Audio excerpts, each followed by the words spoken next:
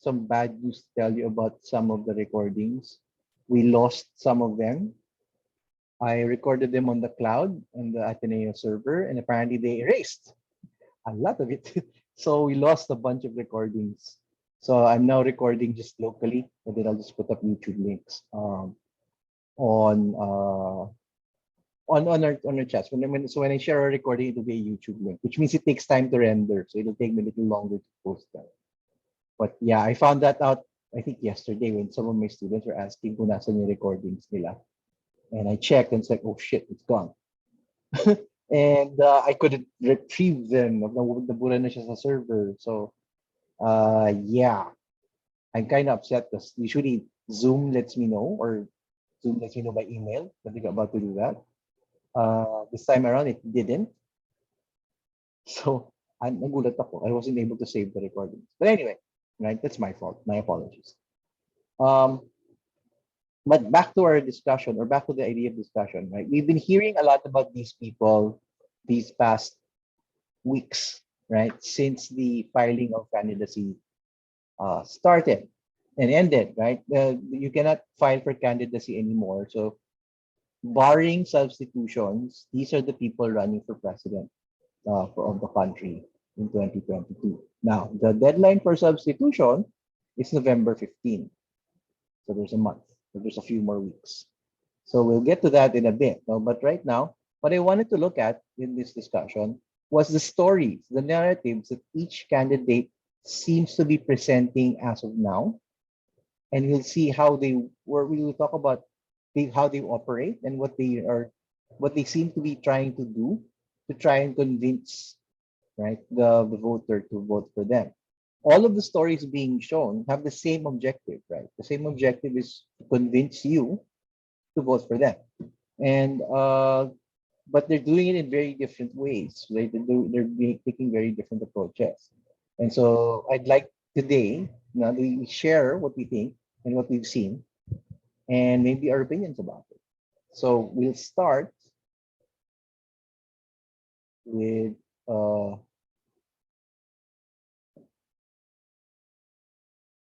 Senator Panfilo Lacson.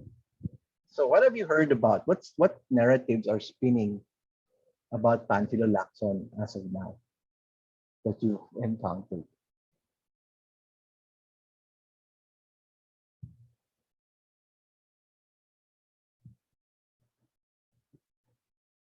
Anyone?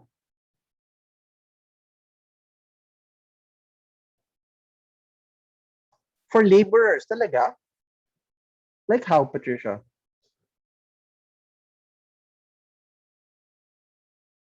From what I've seen of their narrative, kasi they're trying to appeal to the working classes.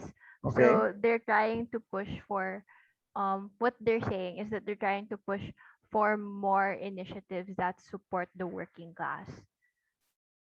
So that's And just what I've kind of gathered so far from the way they've just been presenting it. Like, mostly what they're trying, well, from what I've gathered lang, sir, the initiatives that they're going for are in the line of supporting the working class. So taxes and the other usual stuff. So it's mostly for laborers compared to the other candidates. si Lacson, talaga? Yes, sir. From what I That's may be mistaken, but I that's surprising, but yeah, okay. You guys know who Lacson is, right? Aside from being a senator. No, he's a I live pretty under a rock, sir. he's a pretty colorful character as well. I mean, Panfilo Lacson has actually been around since the time of Marcos, right? During the time of Marcos, he was a police officer and supposedly involved in the cover up of the death of Archimedes Trajano, supposedly, right? The person that Amy Marcos had killed. Supposedly, he was one of the police officers who responded and uh, helped create the cover up for his death. But other than that, Panfilo Lacson was notably important during the regime of Erap Estrada.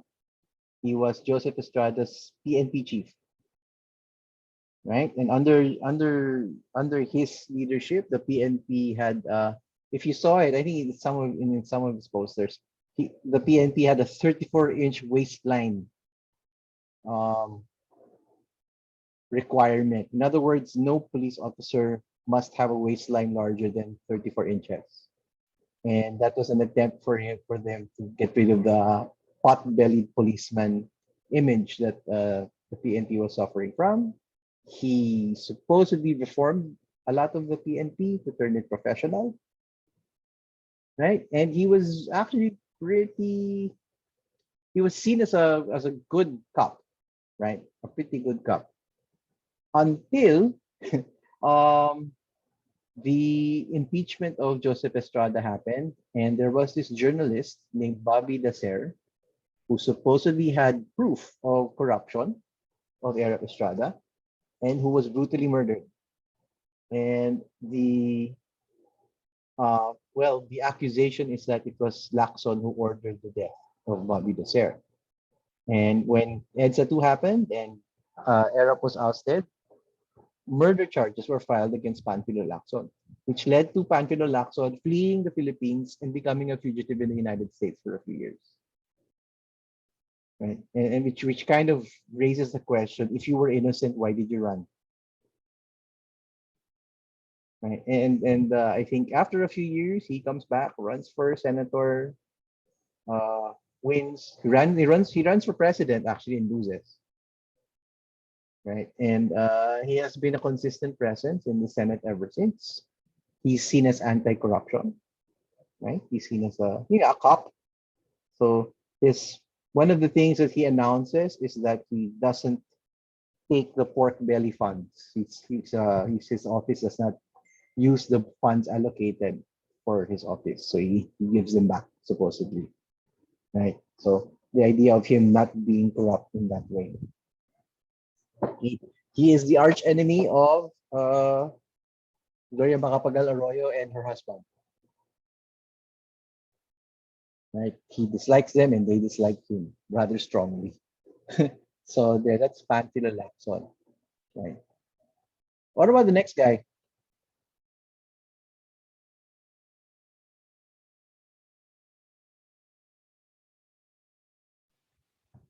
So a lot of people are questioning his credentials for running since yeah, he has quite a rich history of not being a good guy. That's that's one way of putting it.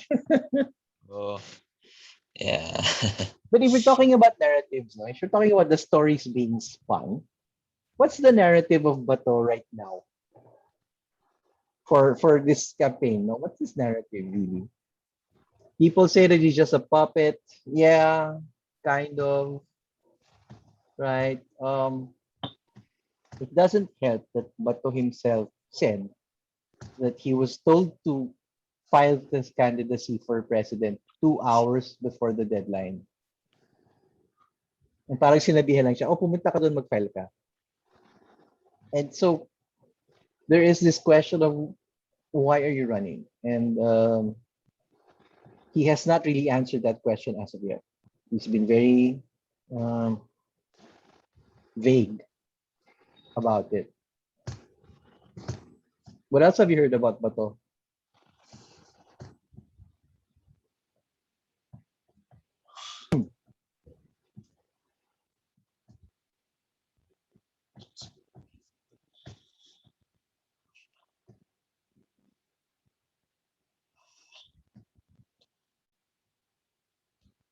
He's just following orders regarding the ICC probe. What do you mean? So most of the news that I've seen on Bato Sir are mostly like how he's going to support the current administration's initiatives. So when people were kind of criticizing the current administration, especially the recent news was about the ICC probe, and Yeah. he was said that he's nervous about it, and Duterte just answered him that just tell them I ordered everything. So it's kind of his narrative is just like that. It's not really clear for me yet, sir, actually. But that's The the news that I've been hearing about yeah, him. that's pretty new, right? Duterte apparently said, basta sabihin mo ako nag-order ng lahat. And it's very, if you notice, for Duterte, it's not on this list, but Duterte has a very, uh, Duterte likes to say, it's my responsibility. I'll take care of it, right? If anybody tells you whose fault it is, it's mine. And trying to, I think, shield whoever subordinate is. Duterte did the same thing for Duque, if you remember, right? Uh, it seems to be that thing that he tries to shield his whoever is his supporters by assuming responsibility. And um, the thing is, in this case, he's not really helping his own case. It's not. But while Bato is probably among the respondents of the ICC case, Rodrigo Duterte is also a respondent in the ICC case. And so, if Duterte is saying, blame me, then you're asking Bato to turn witness against him if ever there was a case in the ICC that is pursued, right? How does that help Duterte? Again, unfortunately, I don't think they thought that through, right? But in any case, Bato de la Rosa seems to be this strange and probably entertaining member of this campaign in the sense that he's the one who seems to have no clue why he's there, other than he was told to be there. And the rumor is, of course, that he's waiting for Sara Duterte to, of course, suddenly decide that she'll run for president and he'll switch him out with her. Remember that we have until November 15. They have until November 15 to make an announcement. The thing is, that's exactly what the dad did last year, or the last election, that the party fielded a candidate for president who was unknown. And then at the very end, they switch over to Duterte. It's exactly the same thing. So if they do that, then nobody's going to be surprised, right? On one hand. On the other hand, if they don't do that, and Bato de la Rosa gets stuck running for president, what is he going to do? Right? It's going to be a rather strange campaign for a guy who doesn't even know why he's there, right? What about this guy?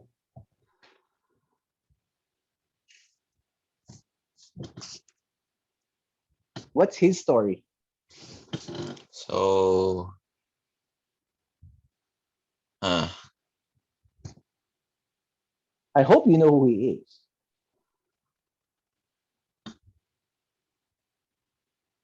I guess people, well, at least in my circle, people seem to be ignoring him since, yeah, given how he's a boxer, his track record sa Senate isn't good. So, yeah, there's Why did he win anyway? Why do you think? Why did he win the Senate? popularity Yeah. and yeah, Patricia and said, heart and religion is everything. yeah, it is. uh, kind of true. Rags to riches appeal. Hey, that's also true, right? I mean, he's kind of the, if there was a, the Philippine dream, right? Guy who comes from nowhere and becomes a billionaire. Manny Pacquiao is a legitimate billionaire. Um, but you realize that he became a billionaire by getting himself beaten up. And I'm not really sure I want to be that kind of, and that's how I want to make my fortune, right? You get beaten up. There is a possibility that he has suffered some sort of trauma, right, to his head. And this isn't insulting or anything, but it's common among boxers that they suffer trauma to their head. And it manifests years after because they retire. So there is that danger for him. And I remember another boxer kasi in Philippines, champion also, a world champion named Rolando Navarrete, who was a very, very famous boxer, very successful. And, maybe 20 years after his retirement, we find him living uh, in a shanty in Mindanao, and he's my the term is punch drunk. Yung he doesn't function very well mentally because of all of the blows that he took to his head. The same thing happened to Muhammad Ali. Yes, right. That there is trauma that happens, and uh, that's something that Manny Pacquiao must be concerned about, right? Uh, by the way, did you know that the speculation is that Muhammad Ali got his injuries that eventually made handicapped him in the Philippines during the Thrilla in Manila uh, boxing match, which was sponsored by the Marcoses. Yeah, because apparently the hatred between Ali and what's the name of the box boss is Fraser. Sino nga ba yung boxer na kalaban niya nun? It was, yeah, Joe Fraser, right? It was between Muhammad Ali and Joe Fraser, and apparently they really hated each other. And so by the time they got the boxing match, they were ready to kill each other. And so when they boxed and they boxed and they fought, and apparently they fought. And Frazier's a really powerful puncher. He had apparently beaten Ali to a near pulp. And I think the thing that ended it was the heat. It was in the Araneta Coliseum, but there was no aircon, and the heat kind of weakened both of them. Frazier ended up throwing in the towel, and so Ali won. But apparently, Ali had the strength to just, his arms were raised, and then apparently, right after his arms were raised, the media feed cut because he collapsed. Right, and both boxers were immediately rushed to the emergency room because both of them were near death, right, because of that boxing match. So, yun. But for Manny Pacquiao, going back to Manny Pacquiao, it seems to be that his main story right now is he's a man of God, right? He's a man of faith. Um, and the other narrative that used to follow Manny Pacquiao was the narrative of a successful boxer, right? He was very successful. He's seen as one of the greatest boxers of all time. So he has that going for him, or he did have that going for him. I think the problem Pacquiao faces is that his last match, I don't know if you heard of it, right? His very last match before he announced his retirement, he was beaten and beaten rather badly by his Mm. opponent. So there is that of Manny Pacquiao now no longer the greatest, no longer this dominant boxer. In Filipino, he's now talunan. And I think it's coloring his chances for success, right? Aside from the fact that his Senate performance wasn't great, and he was absent a lot of the time and all of that. Right. So that's the thing about Manny Pacquiao. Is he a contender? He could be. People are still, a lot of people still want to vote for him simply because he's Manny Pacquiao. But will that be enough for him to win? I don't know. What do you think?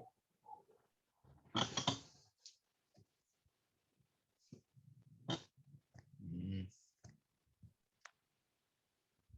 Yeah, personally, the health risks tend to outweigh whatever possibility of Manny being a good leader. Since, yeah, I remember din, sir, when I was younger, I wanted to become a boxer. Like, ano Hmm. lang, sobrang short span lang yun. And yeah, one of the things my parents warned me about is, yeah, yung risks talaga sa health. Yeah. And, yeah, gets ko talaga why people are suggesting wag siya. Kasi one thing people notice kasi is Manny Pacquiao is now a little cross-eyed if you watch him, right? If you watch his eyes, right? If you watch his eyes when he was younger and if you watch his eyes now, he's a little cross-eyed. And people are saying that might mean some damage has happened to his brain, right? And yung ganon. Now we don't know that for a fact. We don't have any evidence of that from any doctors. But the fact that his job for years was boxing, makes the possibility of it rather high. So definitely higher than any other contender on our list, right? So that's one of the things. Yeah. And if you're saying since we're a Catholic country and he's the only one, but the only candidate who does the man of God narrative that appeals to a lot of Filipinos, yes, although he's not being Catholic, right? Manny Pacquiao is not being Catholic. He's being I think Christian in the more generic sense. He's very Bible oriented, and that's more of the the Bible study uh, Christians than the basic Catholic. And I do think that his faith is sincere. I'm just wondering if that's a good guide for decision making, especially since he's shown himself to be homophobic, for example. Yeah. So, uh, and like his defense of capital punishment, right? Yeah, Because that mean. Jesus was killed, therefore, okay ang capital punishment. Again, the logic is a little disturbing, to say the least. And I don't know if I want to trust my country to someone with that kind of logic operating. What about this guy?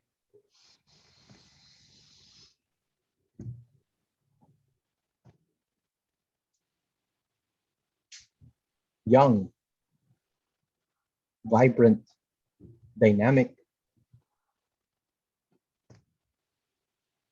What have you guys heard about?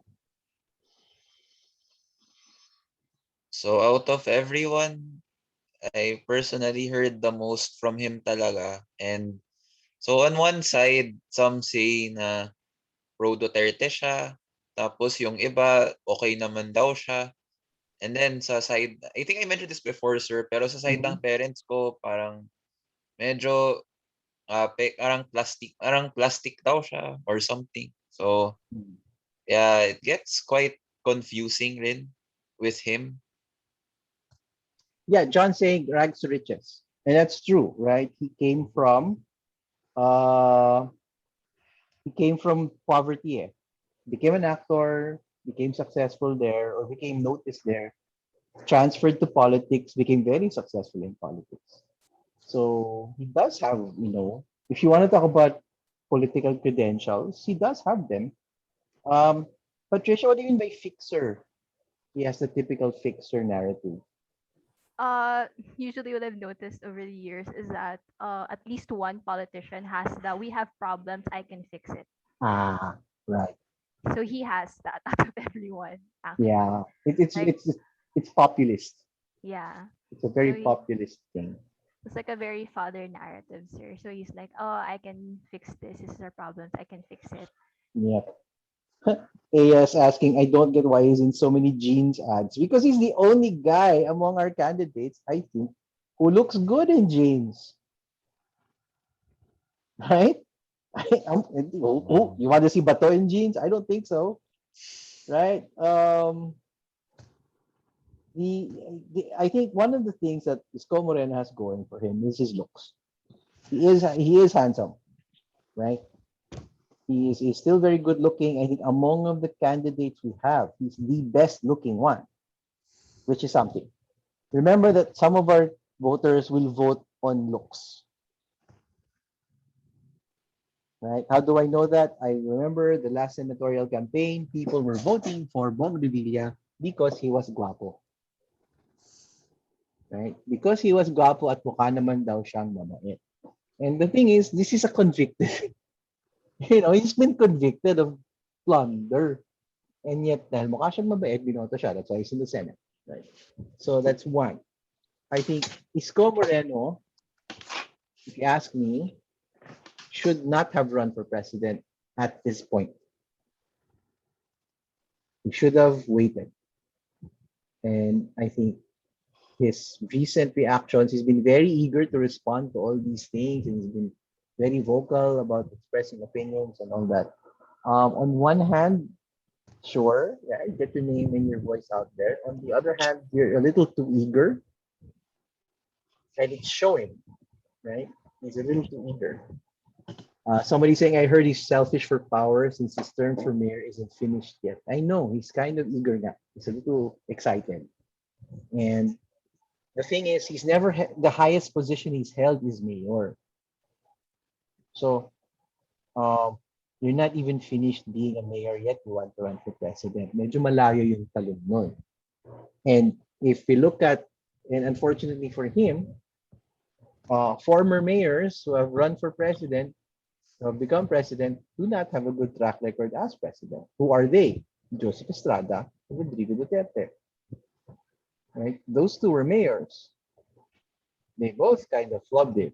So um, that doesn't bode well for him, at least. No.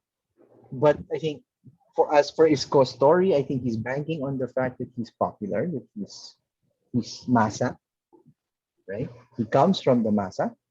He has remained so. I think he's retained his relatability with the masses. Um, I think that's also why he keeps endorsing all these products. It's cheap advertising. Right? It's a way for him to stay in the public eye without having to campaign. Um, he is well spoken, and because he's an actor, he can perform. You get what I mean? He can look angry and look fierce and all of that, and he know how to do it. But yeah, the inexperience for me is well, the factor that worries me about this guy. Right. Um, Anything else you've heard about him before we move on?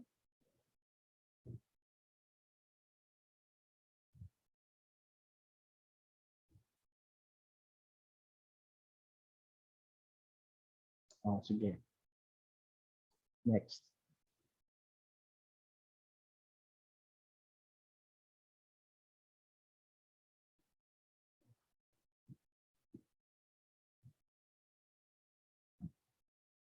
The thing about Bongbong Marcos is I'm sure you've heard something. I'm pretty sure, right? But what do you think Bongbong Marcos' story is?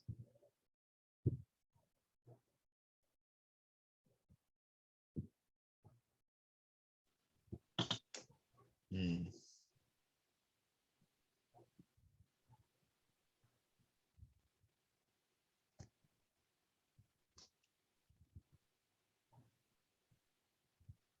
So is the silence meaning you can't figure out what it is, or is the silence meaning you're afraid that I'm going to attack you if you're pro Marcos? Okay, so It's here, more. wait, Patricia's saying correcting the mistakes of the past, or rather recreating the glory of the martial law era into something actually positive. I guess some of that, right? I mean, he can't really say correcting the mistakes of the past because he'll have to admit that there were mistakes in the past. And that's something that he has not done. Um, but yeah, parang, I think because he doesn't feel directly involved in the atrocities of his father, he doesn't have the responsibility over it. That's one. Bong Bong does say that he is not his father, right? They've the family has tried to kind of distance itself from the the regime of Ferdinand Marcos. Never mind that they're the family, they can't really distance themselves from it. But um, and there have been statements by supporters of Bongbong saying he's not his father, don't blame the son for the sins of the father, and all of that. Um, and I get that. I mean, I'm not saying Bongbong had thousands of people killed. I'm not saying Bongbong was uh, the architect of the theft that happened during the Marcos regime. But don't you find that a little off? And really, to me, the idea of yes, he's the son and he's not the father, therefore vote for him. Don't you find that a little off?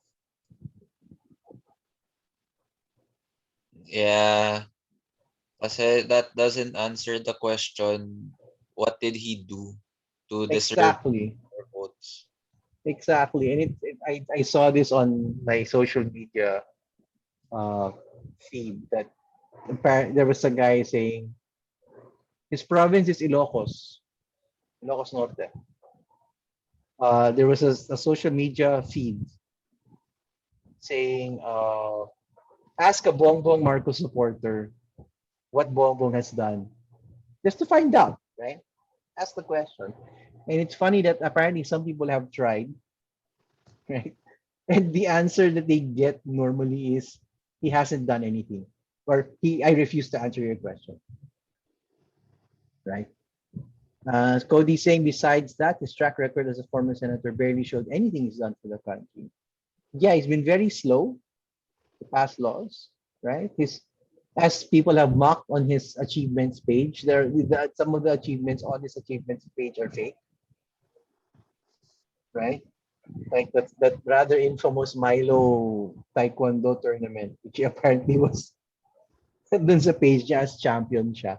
And the thing is, it happened when he was 44 years old. So how the hell can he how could else he be a Milo Juniors champion Taekwondo ano?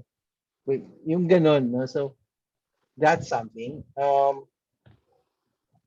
And I think the relative inaction that Bongbong has done over the pandemic is hurting him right now.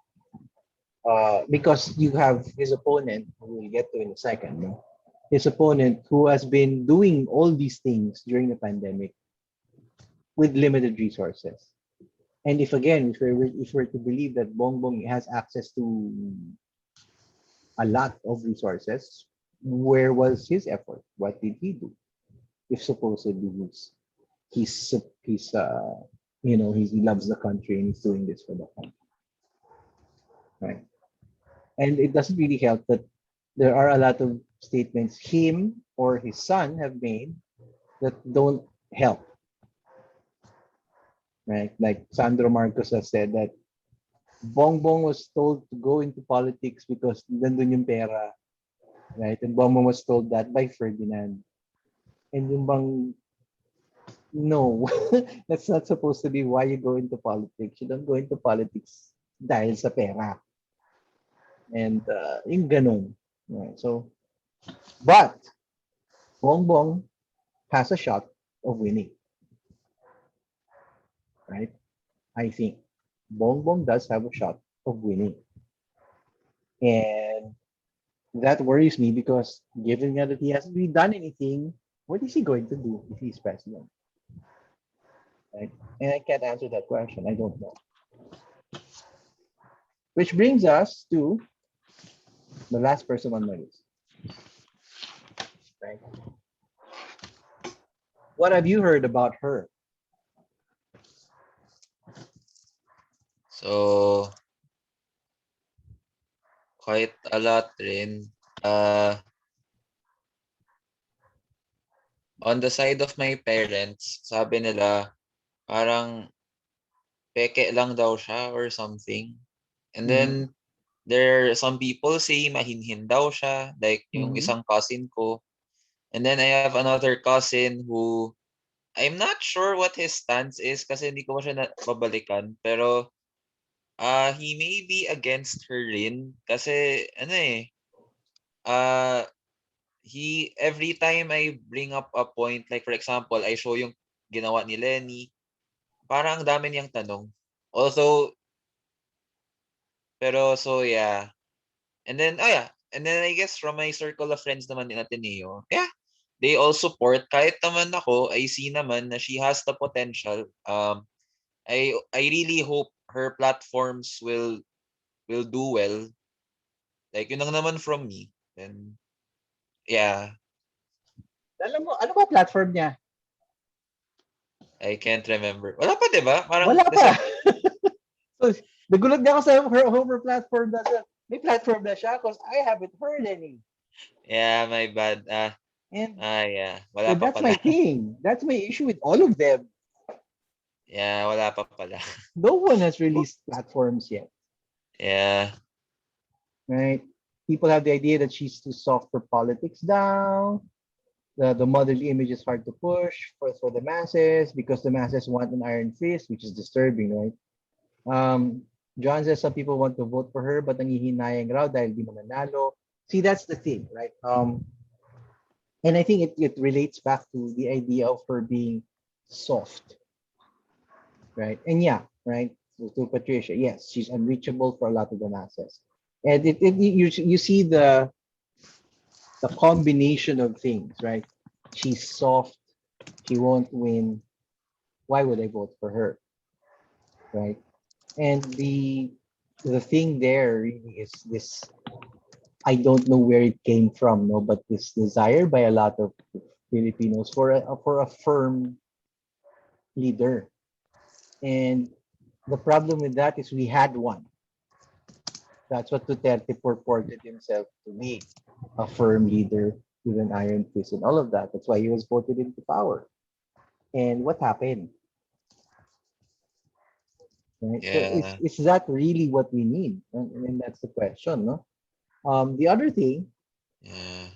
is that I think just because hindi macho, quote unquote, yung tao doesn't mean that the person isn't strong.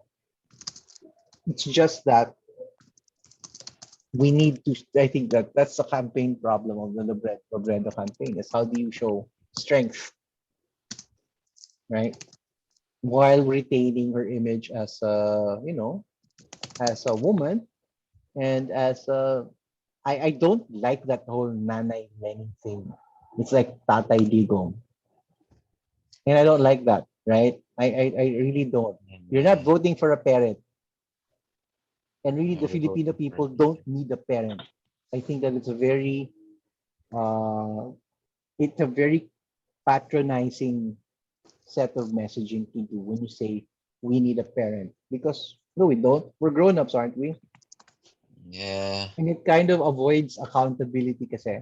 Na, why? We can't be responsible for our actions, so we blame it on the president, which is what happens a lot.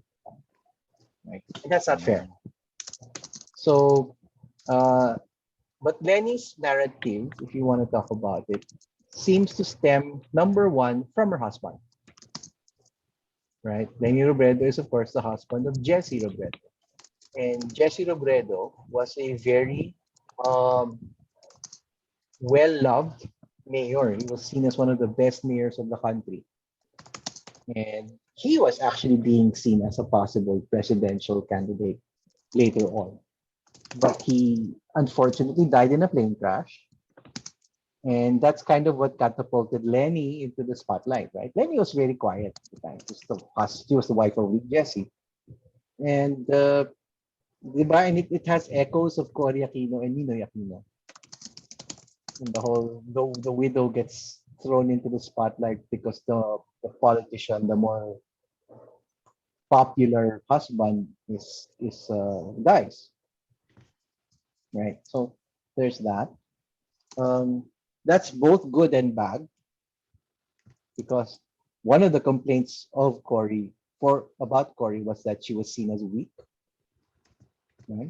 Same thing Mm. you hear from Lenny.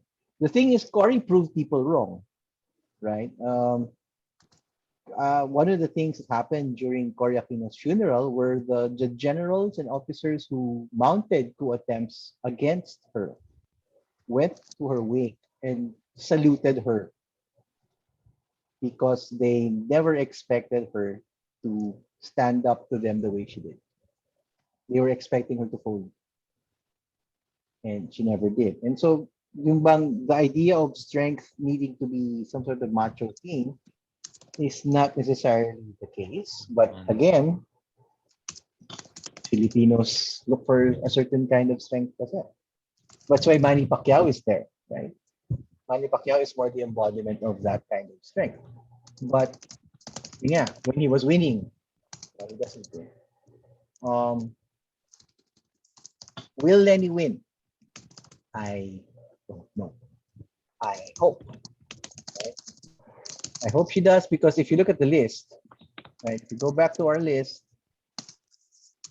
and she seems to be the most viable one if we want this country to move forward, Yeah. right? If you look at that list, even if you replace Bato with Sara Duterte, it doesn't really change the equation,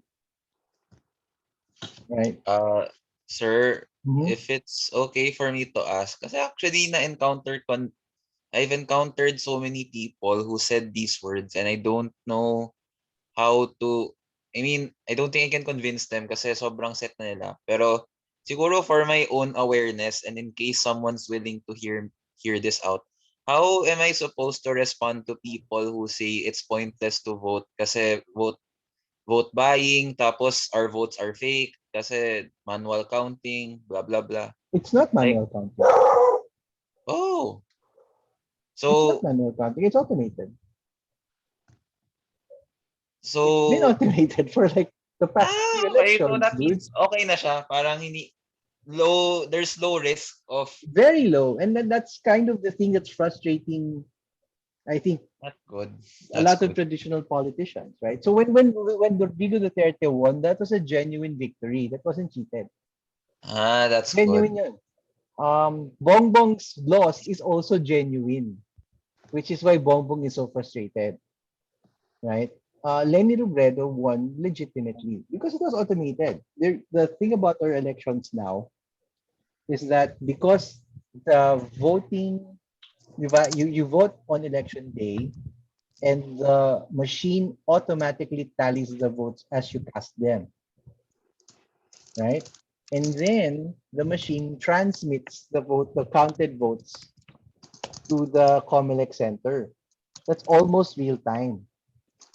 And so the problem there is, when do you cheat? If you were going to cheat, wala nang space of time where you can change the votes, Okay, right? that's So, very comforting to hear. however, for those people who lost, they will say that there was cheating kasi hindi sila nanalo, right? But the fact Yeah, is, good one. the system is very secure. It's the same system used in the States, right? Si Smartmatic and si Dominion are the same system. It's what we have here. So it's actually very difficult to cheat. At least if you wanted to manipulate the election process, it's very difficult to do it now. So, yun din ang masasabi ko na Duterte won, Duterte didn't cheat. Right? That was a legitimate win. And Lenny Robredo won, and Lenny Robredo didn't cheat. It was also a legitimate win. The reason why cheating happened before was because you had days. You had days and weeks, right? In between voting and final counting. So you had room to cheat. And ngayon, wala na. So how do you cheat? We don't know yet how it will happen this time around. We'll see. But if we're looking at, let's say, Bongbong's electoral protests, then definitely, because they recounted it in some sections that Bongbong's group specified. They said, let's recount these areas because they suspect that he was cheated. And when they recounted, lumaki pa yung lead ni Lenny. So Mm, okay. so Okay. hindi talaga, right? I think the electoral process is pretty secure. Thank goodness. Thank No, thank okay. goodness for that. So So, the vote counts, right? The yeah. vote does count. It's not. I Okay. don't think it's cheaper, and that's why So, it's important. if ever Sir may nagsabi nun, more or less they're overthinking or they're looking at random conspiracy theories na.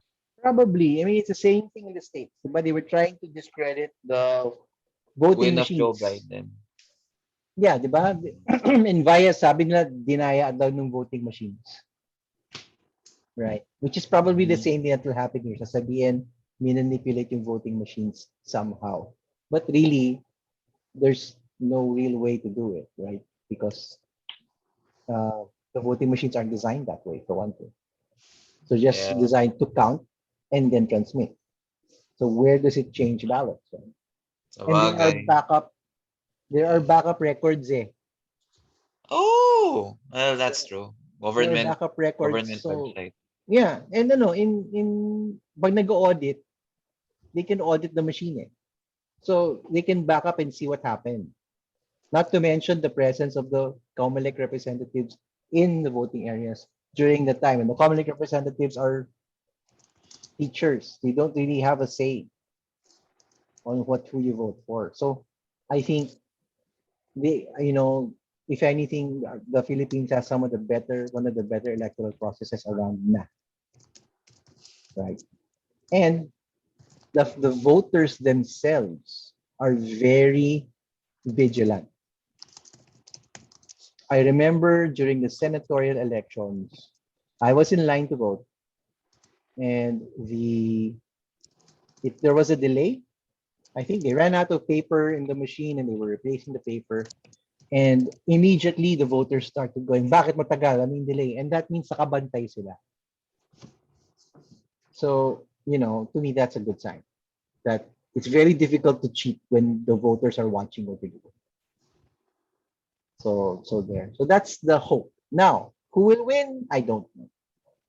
And Yeah. these narratives that we've talked about, right? They'll shift.